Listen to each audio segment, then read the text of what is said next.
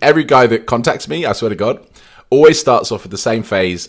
I'm not sure if you work with men, but okay, granted, the majority of my client base is female, especially my competitive fitness team. I think that's about 90% female. But spread over all my clients, Comp Prep, Gen Pop, and Training Concierge side, it's actually around about 50-50. And I will say this, it is a lot easier to get results with guys.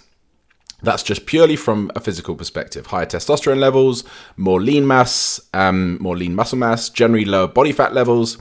It is harder for women. I mean, physically harder because of their genetic makeup, lower testosterone, not as much metabolically active tissue, muscle mass, higher body fat levels, and this is just from an evolutionary standpoint to support childbirth. I've always said women have to work 50% harder for 50% less of the results than men. That's probably not an exact figure, but I think you get my point. I've had guys come back to me when I've spoken about this in the past saying, bro, I outtrain everyone in the gym. And this is generally from the guy who posts deadlift 500 pounds and basically shitting out a kidney in the process.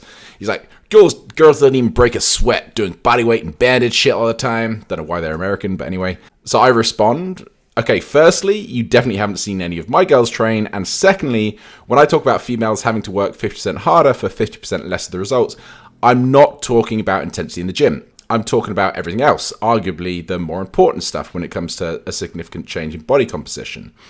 Consistency with nutrition, closely monitoring their recovery, knowing which weeks they can push and when they need to pull back in line with their monthly cycle.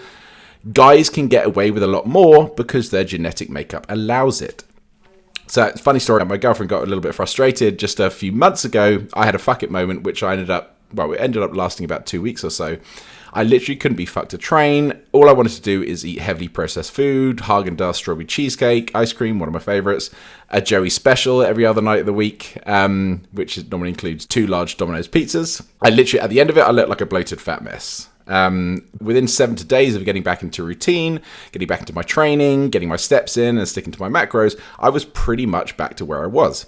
If a woman did this, comparatively, it would probably take them a good, 1.5 to 3 months to get back to that same position. This is why I have so much fucking respect for females. I see firsthand how dedicated and consistent they have to be to get quality results. And that always makes the wins ever more rewarding, to be honest.